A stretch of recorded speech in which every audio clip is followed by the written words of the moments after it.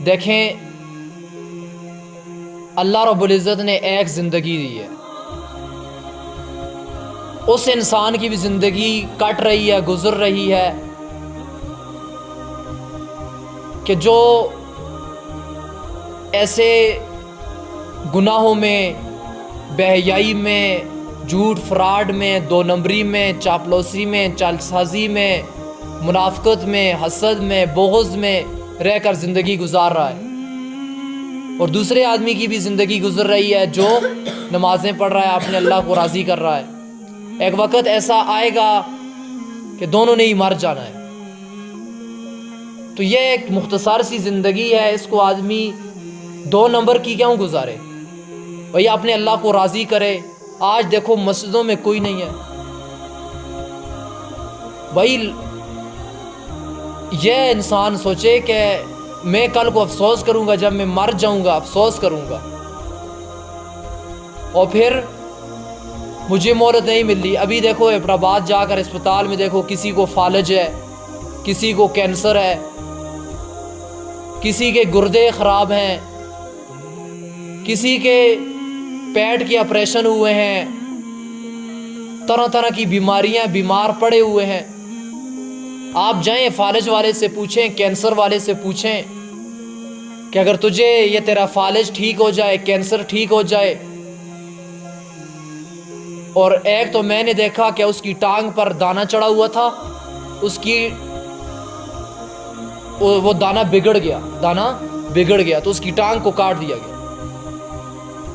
اب ٹانگ کو کاٹا گیا تو ادھر پیچھے ران پر آ گیا اس کا دانہ، تو وہ کہنے لگا اب اس کو بھی کاٹنا پڑے گا۔ او بھائی اللہ نے صحت دی ہے، اب وہ افسوس کر رہا ہوگا فالج والا، کینسر والا، اور جس کی کمر ٹوٹ گئی ہے، یا جس کی ٹانگیں کاٹ دی گئی ہیں، یا جس کو اعلیٰ قسم کا بلڈ پریشر ہے یا شوگر ہے اتنا ہائی قسم کا کہ اس کا دماغ اس سے چکرا جاتا ہے، اب وہ افسوس کرتا ہوگا۔ اس سے پوچھے کوئی جا کر، کیا تو 5 وقت کی نماز پڑھے گا، مسجدوں کو آئے گا، نماز پڑھے گا، عبادت کرے گا؟ تو وہ کیا کہے گا؟ جی بس کسی طریقے سے ٹھیک ہو جاؤ۔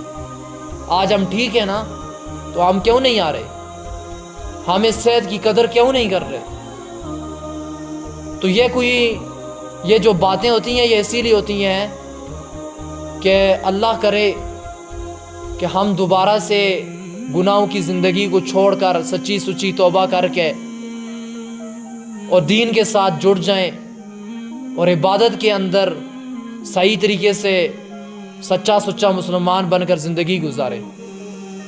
تو اس وجہ سے توبہ کرے، ہر انسان توبہ کرے، روزانہ توبہ کرے، روزانہ اللہ سے معافی مانگ کر نئی زندگی شروع کرے، کیونکہ موت کا پتہ نہیں ہے۔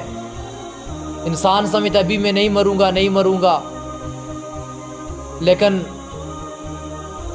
پتہ ہی نہیں چلتا ہے کتنے اعلان ہوتے ہیں، ہمارا کب اعلان ہو جائے، ہم کب اس دنیا سے چلے جائیں، اور یہ دنیا کے منصوبے یہ سارے کے سارے یہیں درے رہ جائیں۔ منافقتیں، بغض، حسد، دشمنیاں، یہ بے حیائیاں، یہ چوریوں کے منصوبے، فراڈ، یہ سب یہیں رہیں، اور ہمارا اعلان ہو رہا ہو اور ہم قبر کے اندر پہنچ جائیں،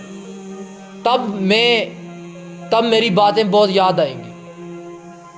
اگر جو انسان ابھی ان باتوں کو سن رہا ہے اور سمجھ رہا ہے کہ بہت اچھی باتیں ہیں، دین کی باتیں ہیں، اور اپنی زندگی بدل رہا ہے تو ٹھیک ہے، ورنہ اگر میں مار گیا، مجھ سے اللہ نے پوچھا ہاں تجھے علم دیا تھا، تو نے 8-10 سال علم حاصل کیا تھا، کیا کیا؟ میں کہوں گا کہ یا اللہ میں اپنی طرف سے بتاتا رہا، میں اپنی طرف سے آواز لگاتا تھا کہ اللہ کے ساتھ جڑ جاؤ، سچے مسلمان بن جاؤ، گناہوں کی زندگی کو چھوڑ دو۔